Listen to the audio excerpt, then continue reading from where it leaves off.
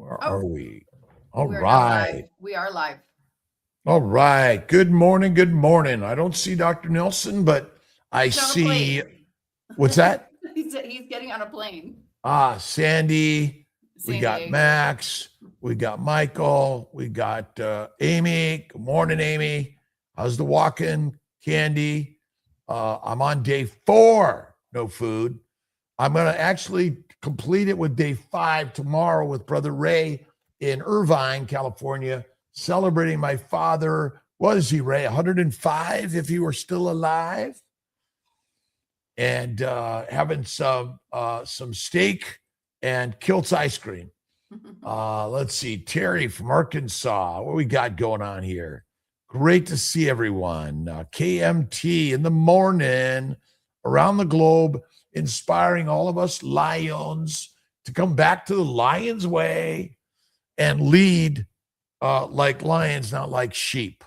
And I've been having a great conversation with Brother Ray this morning and talking about a priori and epistemological ideas and why we're lions, not sheep. And a little bit of a sip of whiskey, wine, or beer infrequently is not our problems. It's fermentation in our gut and too many glasses on a regular daily basis. Deadly. Good morning. Hi, good morning. And Elise, how you doing? I am doing great, Dr. Kiltz. Another fantastic day in God's paradise. Yes. Thanks for being here. Where are you communicating from in this world? I am in Woodside, California, which is basically in the Redwood Forest in the Santa Cruz Mountains above Stanford University. And it's kind of the same distance to Half Moon Bay, which is on the Pacific Ocean, and Stanford, which is a little bit inland. Yeah. So you're on the basic peninsula south of San Francisco, essentially. Right. Yes? Oh, beautiful area. It is. It's beautiful. Love it. Yeah, I grew up in LA. I lived in Berkeley for a while, worked in San Francisco and Berkeley, and went to medical school in Sacramento, Davis, which was fantastic. I love it. So, yeah, I lived for 7 years in Berkeley, so it was great to have some time in the East Bay over there to really different microclimate. And then the Palo Alto area, where Stanford is, also has a beautiful climate because the Santa Cruz Mountains shields Palo Alto from the cold marine fog. Yep. So we just get crazily weather right where Stanford is. Right. Well, that's the beauty of California. Basically, you can go from desert to ocean and all other climateric environments in between, and that is the beauty of all of it. I love it. Well, tell us a little bit about Annalise. Is that how I pronounce your first name? Well, my mom says Annalise, but people just say Annalise, as the spirit moves them, and that's totally fine with me. So I was born in Milwaukee. I'm 57 years old, and I have been a professor at Stanford in bioengineering for, I guess, 19 years now. It's amazing. Whoa. Time flies. Bioengineering at Stanford is really an amazing department. Just when I say that, I mean, the faculty that make it up, I think the core of us is about 35 and just really close-knit, happy department, working on all aspects of trying to engineer, in a lot of cases, it's proteins, lipids, molecular motors from cells, and my particular focus is more in the area of human health, Alzheimer's and Parkinson's disease and what causes them. But I'm also a carnivore, so that's relevant to this community. So bioengineering, what a quick definition of what is bioengineering? So bioengineering is basically the study, and in particular, the guidance of natural systems into interesting and hopefully, either biotechnology or medicine related targets. I mean,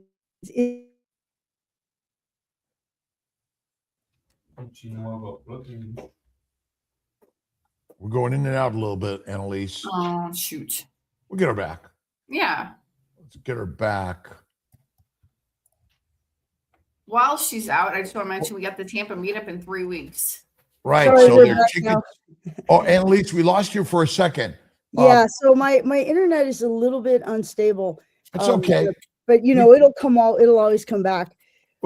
So how did you get into the bioengineering? What was your drive and directive to see this as like, oh, I want to do this?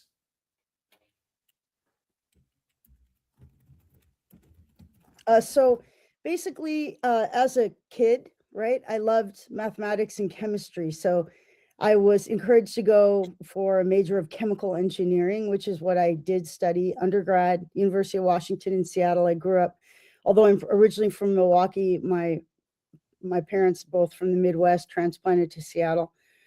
And so after finishing undergrad in chemical engineering, I then went to UC Berkeley and did a PhD in chemical engineering. But the PhD project I did was really in the area of DNA analysis and biotechnology. So I started down the bio track. And the other thing I was interested in was creating better mimics of natural antimicrobial proteins, which are part of the human system. So I was studying antimicrobial peptides, which are just this extraordinary class of natural host defense molecules in the human system, but also in every form of life. And these are exciting because they function in the body to prevent infection, but they aren't, they're natural, they're produced on demand, right? Which is what's so exciting. And so we decided to try to look at the principles by which those molecules function as natural antibiotics and then try to mimic them with a more stable molecule. Where does the glycocalyx and the glycobiome come into play? I mean, I do a lot of post-translational modification of protein research. And Carolyn Bartozzi, I think she was at Stanford. Yeah, she was at Berkeley for a long time, and then she moved to Stanford. I think it's probably now almost 10 years ago. She moved. Right, and she got a Nobel Prize. I mean, the glycocalyx and glycobiome. I think we missed the understanding that sugar is not molecular energy; it's actually a cellular labeling, communication, and structural formation. That we've given the power to proteins, but proteins are nothing without post-translational modification. What's your take on that? Because so Carolyn's a friend of mine. I've known her. I think we met each other in 1999 when we both got this big award at the White House with our parents for our research. So when we were just like baby assistant professors, we met. She is a genius. She's amazing and just such a cool person. And yeah, what she's been working on is how the surface, glycolipids and also just, sugar modifications on the surface of cells send signals in the context. More recently, she's been interested in cancer. And then she also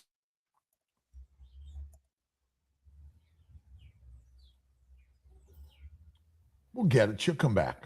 Yeah. the issue is more like considering the signals that the surface lipids send. And, that is really, in terms of human biology, it's still a huge frontier because it's been studied in the context of cancer. But we need to understand more about, if you don't eat sugars, if you don't overdose yourself on carbohydrates and sugars, you probably end up with a glycocalyx around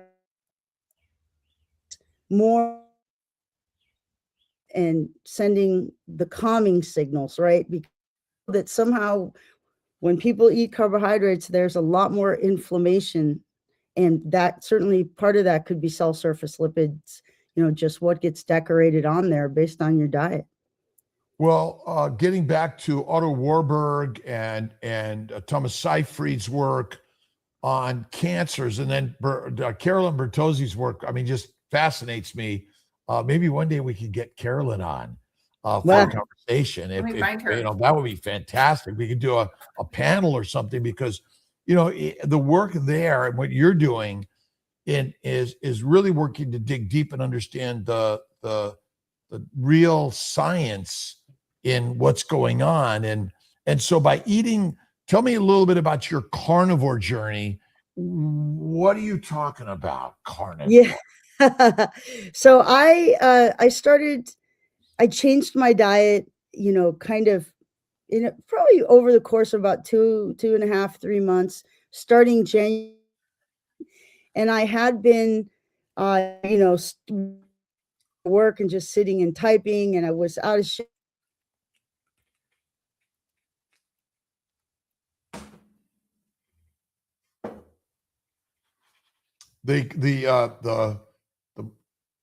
And I had early stage type 2 diabetes. I had, you know, pain in my knees and my feet. I had plantar fasciitis, which I still haven't been able. I have done research on it, but I can't see that they even know what causes many of these autoimmune diseases. Certainly not plantar fasciitis, right? And what they offer, if you want help with, say, foot pain, they say, well, we can cut the bones in your feet. And it was this insane surgery they wanted to do, right? So I said, no, I just have to change my lifestyle. And I had seen Sean Baker on Joe Rogan, and I started researching it, found Dr. Barry. This was, you know, back in late 2019, and I decided to try it. And it was a little bit tough to get going, but then I went to 1 meal a day, mostly beef. And, you know, and then I just started feeling so good, and I lost 65 pounds. I put some of that back on, but just because I haven't been perfect with it always. But, you know, New Year's, we're close to New Year's, January 15th today.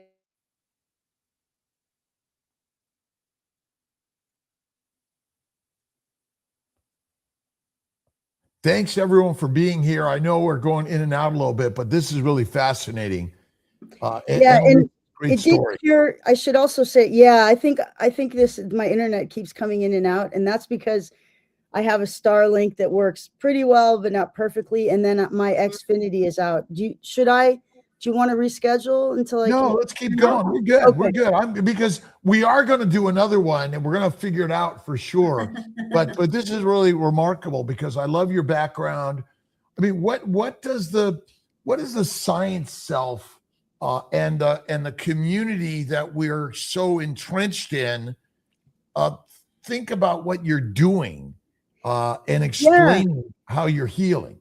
Right. I've done interviews. I've done a couple with Carrie Mann of Homestead How. I've done a couple with Dave Mack on No Carb Life. And then I did like a longer, deeper dive with Dr. Anthony Chafee a few weeks ago. And I think that's going to come out on YouTube soon. And basically, as a scientist, I'm fascinated with the fact that even just a keto diet, of course, which I consider, you know, polluted with.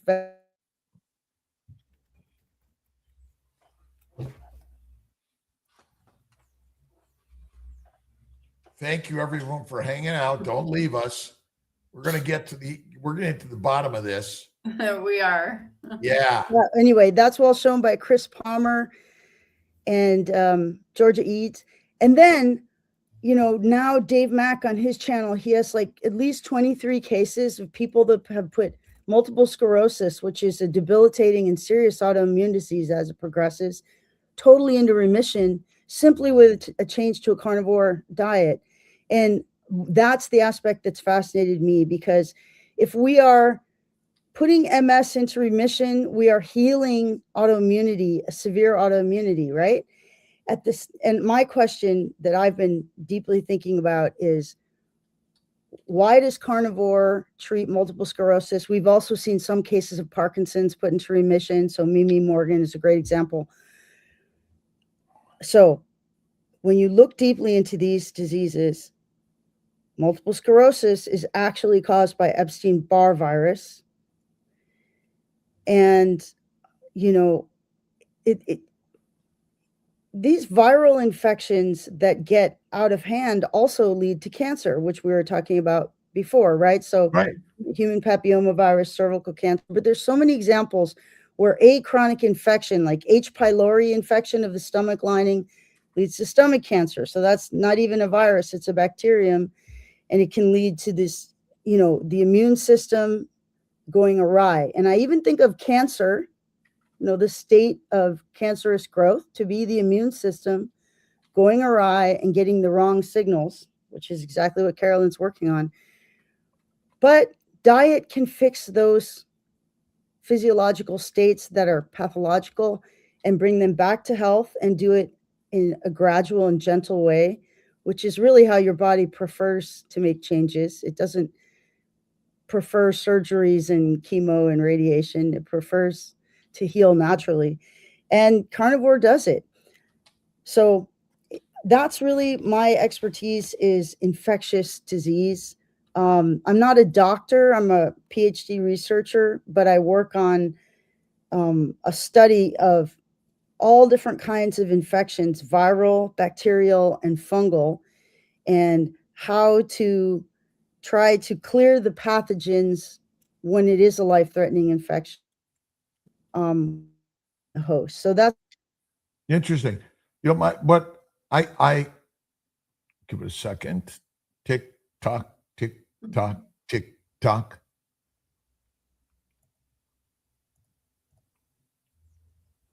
Almost there. Thanks for staying, everyone. I mean, my sense is that a low-fat diet is the most deadliest diet because it feeds the microbes in the gut. Bacteria and viruses love us, and they're just hanging out with us, causing all the diseases. And MS, ALS, dementia, depression is basically a disease of fermentation in the microbes and deadly plants. I call it, it's a little similar to what we might say is poison ivy disease. And okay, so we're poisoned by plants, Annalise. yeah. We're poisoned by plants and the microbes that come with it. Right. And I think it's, you know, certainly, and that's what I was just discussing with Dr. Anthony Chafee over email the past couple of days is, you know, what part of the poisoning is the plant lectins, which is definitely a thing. Like for me, I forgot to even mention, you know, all my diseases were cured. I also had like pretty severe ulcerative colitis for 10 years before I started carnivore, which I never went to the doctor for because honestly, I don't trust them. So I trust you, Dr. Kiltz. But, you know, I just, you know, it's like, please stay away from my delicate tissues, right? I don't, you just never know. Well, So would you walk down the yeah. right? So would you walk down the street and just grab the grass and the plants and eat them as you're going down the street? No, None of us would. And so ultimately, there's a simple story here. Plants make poisons and make substances to either get you not to eat them or to get you to eat them. And the microbes ferment in the gut and make alcohol. And you know, this is, you know, one of the craziest things we're talking about here.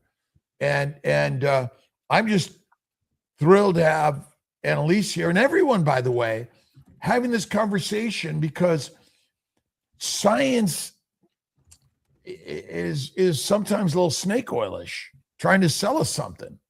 When I go back to the Bibles and the stories, and Annalise is sharing a story, and what are you on now? You on your phone, Annalise? No, I'm still on my laptop. I just moved to a different part of the house that's closer to the Wi-Fi router. Well, tell me your experience and story, which is a little biblical in reality, because we're sharing a story and modern science just doesn't latch on to it. How have you factored those things into your experience here? Right. So essentially, the experience of one person is simply an anecdote, right? And in general, science is very suspicious of anecdotal things and personal stories. They say, oh, you need a large clinical trial with, a placebo arm and yes, you do. But, if you look at Dave Mack's channel, and I've watched hundreds and hundreds of people's stories, now when you get to like 1,500 case studies and you just keep hearing the same, essentially a very similar kind of healing journey over and over and over again.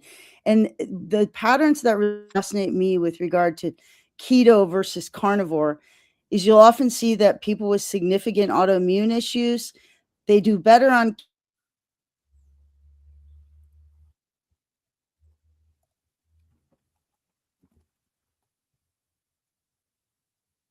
We're all being patient. Thank you, everyone.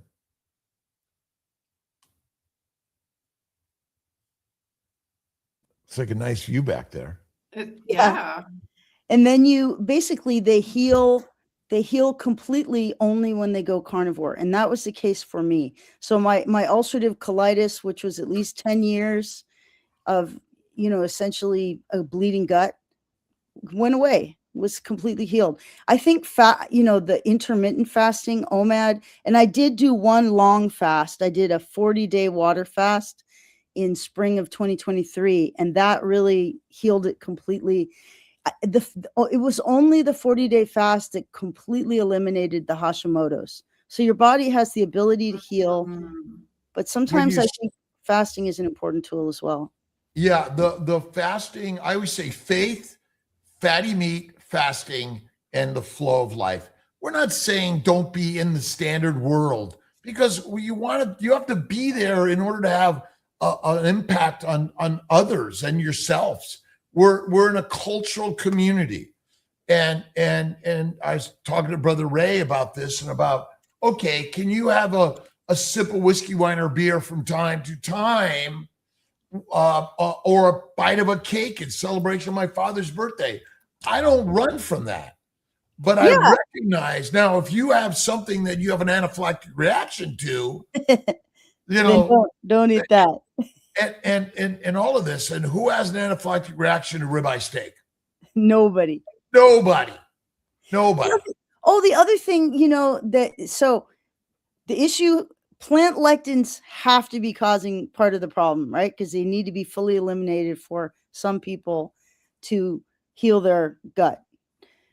But the sugars, this is the part that relates to my expertise, because I teach a graduate course in immunology at Stanford. It's called Bioengineering Innate Immunity. And we talk about,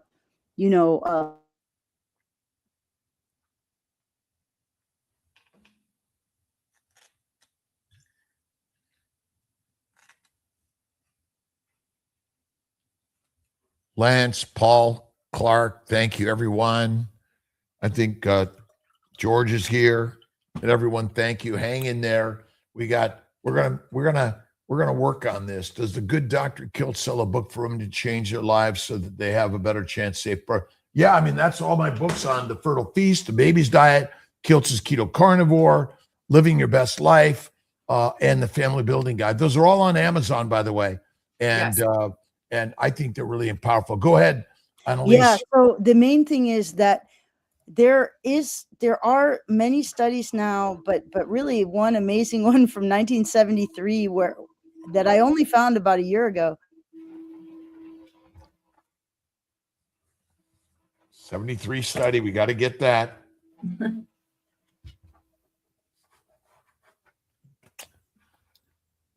Patience is a virtue. Where is that? Who said that? There we go. Yeah, it weakens your immune system. And in particular, it weakens.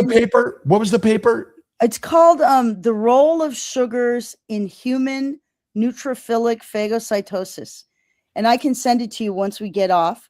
And because it's actually kind of hard to find. But the researcher, it was a brilliant study. He had people just drink 100 grams of a simple sugar. I think he looked at 4 or 5 different sugars. And one of the samples he had them drink was just orange juice.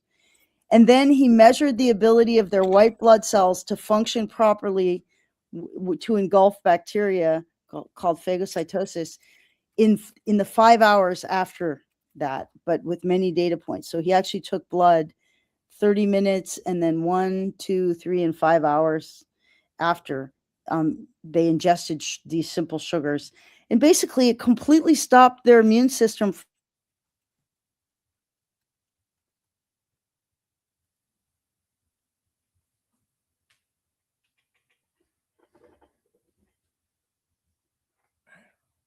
Read the paper, by the way. I've read all the Kiltz papers. Oh, wow. And immunology stuff. And because the Kiltz is actually the king. And that's the part we're missing, because we're not allergic to proteins. We're not allergic to fat. We're allergic to plant sugars, and they're the most immunologic inflammatory producing substances. The Kiltz is the cause of all inflammation. I mean, the blood type is determined by a sugar, not a protein. That's the amazing part of the Kiltz. That's why I love Carolyn Bartozzi and the essentials of glycobiology, because what you're saying here is that I went off plants, which are highly allergenic, because plants contain a tremendous amount of mannose sugars. There are 9 sugars in the human body, and ultimately that's what we're finding is because you can think about it.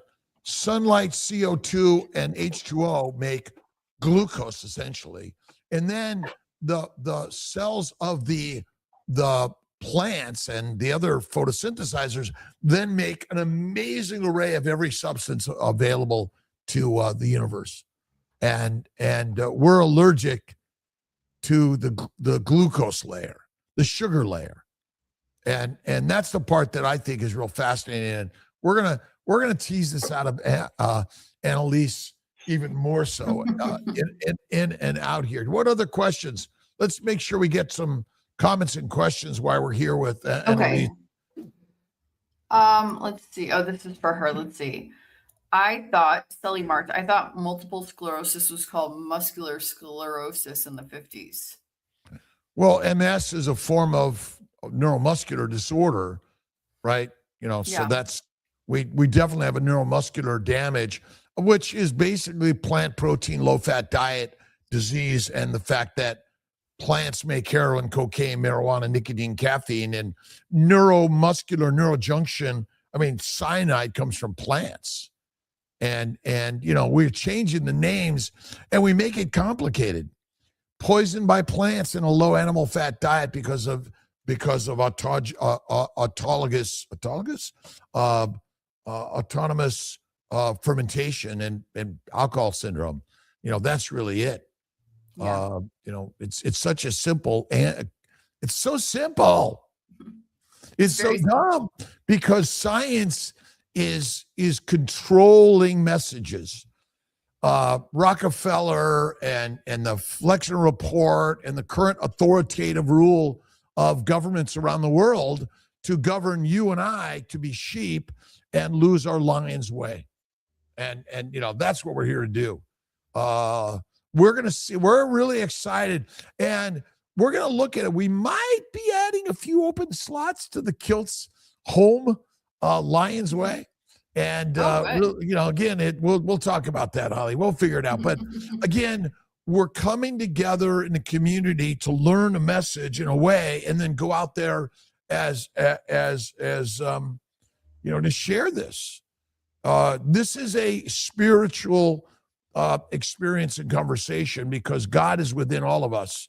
I don't care what your belief of God is, but in our ancient brothers and sisters that just looked to the moon, the sun, the stars, and came back. So we're not going to lose you, Annalise. We got you here. Well, the great thing, Dr. Kiltz, is I know you do a brilliant job filling in when my internet goes out. I'll have a stern talk with Xfinity today. But, I was basically what I was just getting to is you've got exactly what you've been saying. On one hand, we have all of the lectins, which come from plants, which are, carbohydrates essentially, and get recognized by our bodies immunologically. And and basically trying to kick them out. Get rid of this foreign substances. That's what it's doing, right? That is it. Kiltz. Go ahead and Yeah, but keep going. Keep going. The main thing that simple sugars suppress the effectiveness of the immune system. And I think that, we're 100% interested in reducing inflammation. Well, one of the things that causes chronic inflammation is a chronic low-level infection by a bacteria, fungus, virus, parasite. And there are so many infections that humans can carry within the gut, even within the nerves for herpes viruses, right? That, are not very often perceived by us, but they are having effects. So I think the effectiveness of keto and carnivore actually relates to the fact that not eating sugar strengthens your immune system, and your body's able to set its house in order in every way when the immune system is working properly.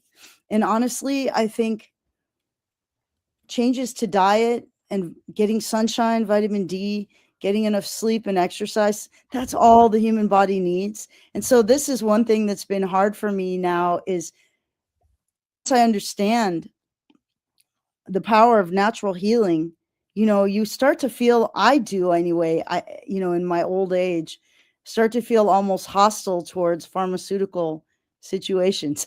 You know what I mean? Like, we shouldn't need any pharmaceuticals. Yes, I think antibiotics can be important in life's, life-threatening situations, but I believe in natural healing. Well, I treat most infertility, male and female, with antibiotic, antifungal, antiviral for 30 days. Really strict fatty meat carnivore, 1 meal a day, and rare to raw with salt. And I think because we make it a complicated story that we're going to, no matter what, the microbes are there, and bacteria, yeast, and viruses are our major killer, and they're not going to go away. Even if you're full carnivore, I think again, we're in a war with all other organisms, and Exactly. we're just food and fertilizer for them anyway. and again, we're never going to stop. This is not a world of we're going to prevent all disease. No way.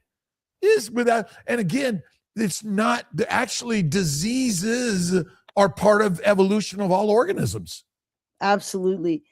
Yeah. And the best that we can do is strengthen our immune system to the maximum degree possible with our choices. And I truly believe that the most calming, healthy diet to maximize immunity is as close to zero carb as you can stand to be. High fat. I focus on the word high fat because ultimately, what fat looks like. The truth is, when we use the phrases carbohydrates, sugars, and protein, there is no animal that eats that. They eat either animals or plants, and animals that are killed and properly consumed, you eat the nose to tail, everything. You're not going to leave the fat and cut it away. I see so many carnivores at all of these meetings. They cut the fat away. They eat overcooked meat, which renders the fat gone and damages it, in my opinion. Yes. And so I think the fat-centric model, rare to raw, with salt and fasting, is probably the ancient, our true ancient evolution. Exactly. Yeah, I completely agree. And the one thing that can't be denied, you how long have you been carnivore, Dr. Kiltz? Well, 15 years this year. And look, when I use the word carnivore, oh my God, I eat some fries sometimes, or a martini or ice cream. I don't lose sleep over that. But I'm the same. 90%, 99% is ribeye steak, fatty, raw. Exactly. I have mine pretty rare too. That's the main thing. So as experienced carnivores that occasionally, indulge in a glass of red wine or some frites with your steak frite, right? Whatever.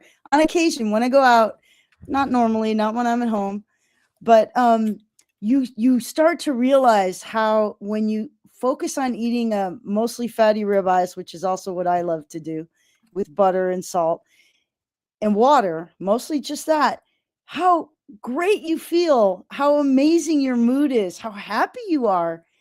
And then, the extent to which you deviate, you notice it. It's small things, but you notice it. So for me, it's been 6 years. And I just feel fantastic on carnivore. That's just the fact of it.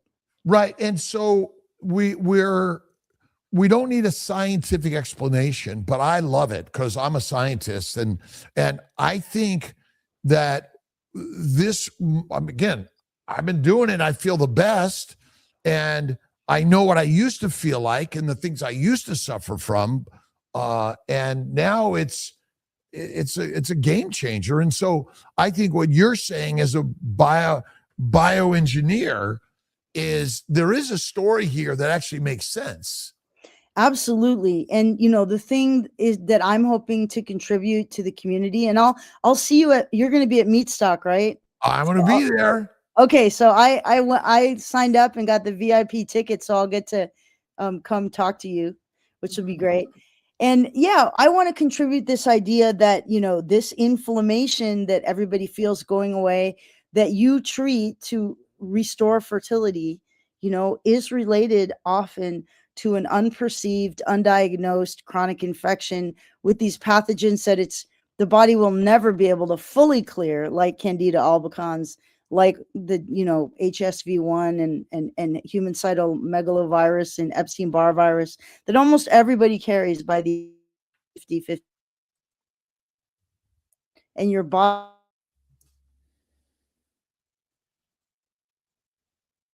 Dr. Kiltz, you want to take this question until we get her back? Oh, or the more the better. Well, fat is the building block of your body. Adipose tissue, by the way. You have to think about whole adipose sites, which contain every mineral, vitamin, amino acid, sugar, and fatty acid. And skinny is a deadly concept, which I think is part of our problem. Oh, I always say obesity and fat on your body causes no disease. I don't care if it's visceral fat or belly fat. A bear doesn't gain 1,000 pounds for hibernation, migration, gestation. They're dead. They can't reproduce. And so we're still fat phobic. And that's our problem. High fat, but you only eat fatty meat. I eat butter, by the way. Yeah, me too. I love cold butter. Oh my God. It's so delicious. And this is the thing. I think what's probably ideal is to have at least 80% of your calories be fat. Do you agree with that? Well, I mean, again, that's an overall generalization that eating fatty meat, remember, fat is twice the calories of a lean meat or a plant, technically. But it all depends how it's prepared and whether you're allergic or antigenic or it's high fermentable. But yeah, I think essentially the caloric intake, if we really kind of consider this a generalization, is eating raw fat is the healthiest thing you could eat technically because your body, your liver and insulin has one job: to convert dietary amino acids and sugars to fat in the liver to make VLDL, which is essentially a chylomicron molecule, to ship it to every cell of your body. Glucose is a glycosylating agent, and the way we consume plant sugars, they are glycating agents, which are poisonous. And so glucose is never a functional, survivable ATP making molecule ever. You cannot make adequate ATP or pyruvate acetyl-CoA out of sugars without a functional liver and insulin. And we are living in a sugar-centric model of science, not a fat-centric model of science. And since science is controlled by the dictators of the world that control the message, we're all screwed. Because it's controlled by Flexner Report and Rockefeller, who continue to control everything today, because, you know, money is the master of the message. All right, Dr. Kiltz, what about this question here? It's for you. I will go for a colonoscopy next Monday. Any advice for the preparation? Bioplegites. I worry about the preparation more than the test. Have no worry, but have faith in the way. And look at, we do lots of things in science and medicine, and standard testing, you know, is it required? But we live in a world of a high plant protein, low fat diet. The microbes, as Annalise is speaking, I agree with her. They're in cahoots with the plants. And Exactly. and you know, I've had my colonoscopies through the years. I haven't had one in a number of years. I may go back just to say, all right, guys, take a look inside, but just for more entertainment more than anything. We Right. have not You know you're healthy. You know you're healthy, right? feel amazing. I feel amazing. I have a long history of bowel bleeding, hemorrhoids that have never been completely removed. They show themselves every so often, even on carnivore. But you know, they're very minimal to nothing these days. My bladder bleeding is gone, but the microbes, and you know, if you get back to H. pylori and gastric ulcers, the guy scientifically proved that antibiotics will cure it more than anything else. Exactly. And that's, you know, what my research at Stanford is focused on: bacteria,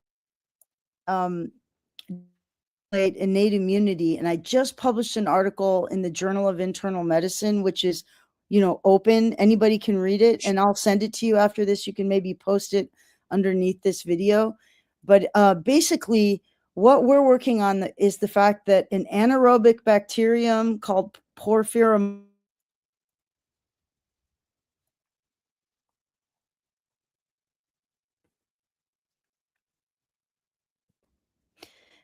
and essentially it lives in the mouth under the gum line. It causes gingivitis. So if when you floss your teeth, you have bleeding, then you have gingivitis, which is gum inflammation and infection. And that is caused by this organism, Porphyromonas gingivalis. It releases enzymes which essentially turn off your antiviral immunity and dysregulate your whole immune system. And I believe then that it's the viruses, especially cytomegalovirus, that then cause Alzheimer's and Parkinson's, because those viruses are neurotropic. They live in the nerves that are, you know, that innervate your lips. And you have this huge bundle of nerves behind your face called the trigeminal neurons. And it's like a nerve bundle that has a core. And that trigeminal nerve goes straight up into the middle of the brain, into the pons. And the virus can actually move through the nerves and reach the brain, because there's no blood-brain barrier within a nerve, right? That reaches the brain. So it's really these viral infections that cause, I believe, viral, bacterial and fungal. This is a co-infection.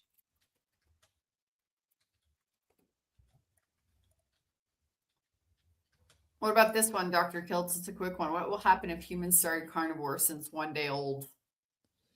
The lions will lead again. Yes. So, Annalise, is the blood-brain barrier a myth? A mythologic idea, theoretical science? Because it seems to me, what doesn't get to the brain like rapidly? Can we prove it? Again, I'm all science and theory. I agree with you. The vessels, the nerves, they're all the highways of the universe. There's no like, wait a minute, stop, you can't come in. well, yes, I mean, you get Baylor and other colleagues. Basically, you know, they obtain more than 1,000 brains of deceased people, and they did metagenomic sequencing, so deep DNA sequencing of the brain tissue. And they were actually trying to compare the protein and gene expression patterns between people that had Alzheimer's disease and people that were so-called normal or healthy, right? So you never 100% know that someone's healthy, but anyway, the positive, you've got your controls and you've got your subjects that definitely had dementia. And they were looking for differences between the human protein and gene expression. But what they found is pathogens in the brains, exactly as you're saying, Dr. Kiltz. They found a whole host of especially viral pathogens in the brain tissue, even in the so-called healthy, normal people, but it was a lot more in the people that had dementia. Well, 2018. There's no microbe that belongs in your blood or your brain. But they find their way there. When you have a healthy glycocalyx, the microbes cannot get through the epithelium of the bowels. And so it's that sugar mucopolysaccharide layer with the negative charge that says, F you. It's the cloak. The glycocalyx is the cloak. And the microbes create a masterful false cloak that you think it's you, and you let them in. And that's the amazing part of the story. So we're going to have such a great conversation at Meat Stock, Annalise. I know it. These ideas. In addition to glycocalyx, you should realize that your gut lining. So a healthy gut is really the core of your healthy immune system, right? Your gut lining, that epithelium you're talking about, which is so important to keep intact and patent, and to you want to keep the pathogens away from them and not actually chewing on them. There's a layer of mucus, which you mentioned. Mucus is so important in the human body, and that is also all made of carbohydrates that your cells manufacture. So I'm convinced that if you ingest a whole bunch of simple sugar, which most people do every day, 3 times a day at least, probably more, you just derange your body's natural carbohydrates, mucus and glycocalyx that it's trying to put in place and keep in place to protect you. You just make it harder for your body when you eat this plants and sugars. Right. And ultimately the microbes in the plants are highly allergenic to humans in general. I mean, if you added animal fat to your well-cooked plants and ate them infrequently, you're less likely to gain disease, and it's lifestyle in so many ways. I mean, cane sugar and beet sugar, and fructose. Is fructose made by nature? Well, I mean, fructose exists in, say, an orange, right? Does it? Tell me. Maybe it's natural. Natural. This idea that glucose and fructose equals sucrose, right? And so glucose and glucose is maltose, and glucose and galactose is lactose, right? They're natural sugars. When I hear the words like, oh, fructose is bad for you, well, it's not. It's nature's sugars where you eat sometimes. Exactly. But not all the time. Well, what's more important, living a long time or reproducing? Reproducing. Yes. And reproduction is being damaged in men and women at younger and younger ages, even in utero. Our exposure to the plants and microbes then put their DNA into the little egg embryos and sperm DNA and propagate the power of the plants. And can I mention something? This is a little controversial, and this is my personal belief. Oh, no. I'm sorry. No controversy here. Luckily, it's so early, right? I think I can say something controversial at 3:49 a.m. my time. So I also think that, the vaccines that they have people taking like so frequently, especially as they get old. Oops. Many of them actually kind of shift and let's call it re-regulate in different ways the immune system. So I think, untouched natural human immunity is what is best. And there are some vaccines that actually strengthen immunity. BCG is one of them, but you can't get them in the United States. What? You cannot get them in the United States. So the ones that you can get in the United States, in my view, all weaken and derange the immune system across the board. So even while they may protect against that one pathogen that they're targeted for, they harm your whole immune system. And therefore, if anybody watching, this is my personal opinion. And again, I'm not a physician. I just teach immunology. I would say the fewer vaccines you can manage to take, the fewer you have a gun at your head for, keep it as few as you can. That's my view. Because I think that your natural immune system, it's strongly perturbed by these influences. And, again, where it may protect against the one pathogen, it probably sets you up for dysregulation against when you face other pathogens. Mm-hmm. So we see, because what we seem to be seeing with the crisis in fertility, I mean, it really is a crisis, right? It's just people's immune systems are not quite normal, not the way they used to be, right? I mean, look, we're not even that old, Dr. Kiltz. I mean, we're not that old. I'm young, 70. Yeah. I'm young. Yeah, I don't even have gray hair yet. And yeah, and I think we've seen a tremendous change over the course of our lifetime, right? Huge. Something is wrong, clearly. And fertility is really the most important signal. And PCOS, pelvic pain, mood disorders, depression, anxiety, worthlessness are all diseases of a diet that is dictatorial. Yes. And not freedom forming. Right. It's a diet that actually is in a lifestyle, right? That is continually weakening and just throwing your body off balance, making it, and everything shifts off balance. Your glycocalyx, your blood sugar will be too elevated too much of the time. And then your immune system is weakened and unable to function at its best. And, it's amazing how delicate we are to these perturbations. Well, and it's also amazing how resilient we are and strong we are, even in the onslaught of bacteria, yeast, and viruses in the plants that want to make us fertilizer. I mean, they have one mission, just like us. We want to control them. They want to control us. So we think we're smarter than a microbe or a plant. Mm-hmm. I mean, no way. I mean, we're smoking them and injecting them and consuming them. They're like, yeah, go at it. The other thing is, I just saw this 2 days ago. Apparently, like 97% of microplastics in the human diet in America come through plants and grains. Wow. Vegetables and grains. All the microplastics are coming on the vegetables and the grains. Probably not the beef. Well, let's just say, look at. We worry about the thing we have almost no control of, okay?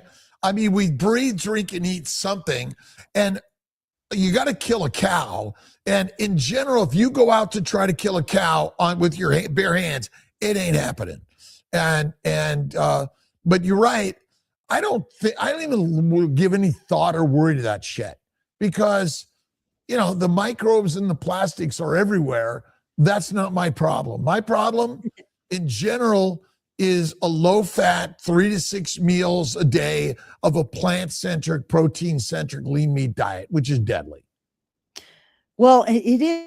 Other thing, at Stanford right now, the person who took over our BioX at Stanford. So BioX is basically kind of an umbrella program that oversees all the bio researchers at Stanford.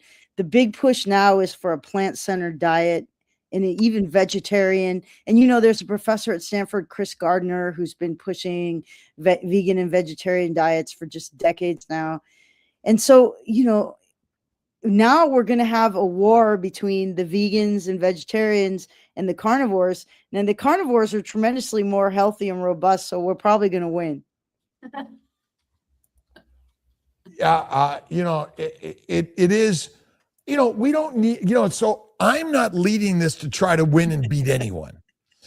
I just want everyone to know this is an option that you choose. Nobody else chooses for you.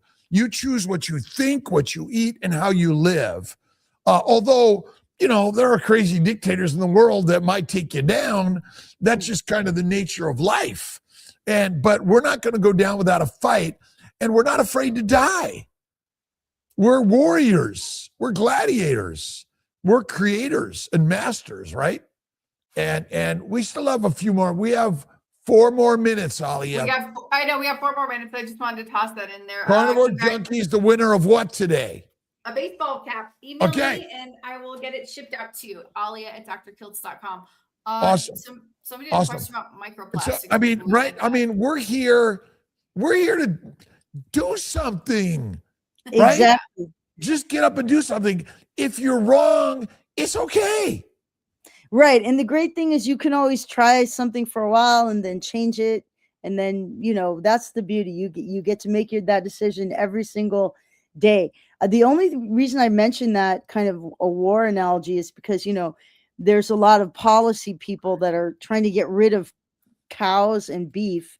And I recently became a rancher. I bought a ranch almost 2 years ago. And now I have 23 cows. Where's your ranch? Where is it? Up in Northern California, just south of Ashland. I love it. Beautiful. And so we had our first crop of 6 baby calves just since December 15th. And it's just so wonderful to see those beautiful little calves out there in the field with their mothers. And, it's just a wonderful life. So I split my time between my ranch and Stanford. Awesome. We got to see pictures of that. And it's beautiful. How beautiful. I mean, ultimately, look at the humans that thrived around the globe 20,000, 50,000 years ago. Look at when we came to the Americas. There was some agriculture here, but so much of it was simply hunters and gatherers. And they finding and gathering and producing foods for your family was not an easy. It's hard today. We become industrial workers for people to make a bunch of money rather than recognizing we're here for us to help produce mighty lions and lionesses. Exactly. That's a real story here. I'm a scientist and I love medicine and science. And I'm not trying to break it down. I love our engineering and building and creating, but you can eat some plants. Plants are not your killers. The microbes are everywhere. They're not your killers. And fat is the only fuel for the mitochondria. I'm sorry. And bears that are skinny in hibernation are dead. Exactly. And also, it's good to have a little bit of body fat. It makes you look good. Oh, I mean, men do not want skinny women. Again, it's the nature. We are driven to get fat. Yes. And enjoy ourselves. Yes. Yes. And look at cookie cake or ice cream from time to time, but I'm not touching kale. No. I go for Dr. Kiltz's ice cream. I make it at home. I learned that from you. Thank you. Either Bella's or Kiltz's ice cream. And I think high fat, small sugars from time to time are not your problem. No, it's totally great. And the thing I did for my New Year's resolution is I started walking 10,000 steps a day, and I've been doing it. We're going to cut off before 60 for sure. We are going to cut off before 60. And again, remember, microbes, all the microbes make antibiotics, antifungal, antiviral.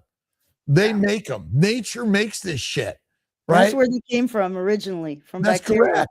That's right. So Listen, Annalise, this has been really remarkable. Thank you. Even with the glitches, we just keep going and having a great conversation. So we're going to set this up and do it again. I look forward to seeing you at Meat Stock. I look forward to seeing everyone at Tampa or Kiltz's home for the mighty meetup. Oh no, I want to go to that. Well, we're going to get you there. So, all right. Goodbye, everyone. Okay, bye, Don't leave. All right, thank you so much. We're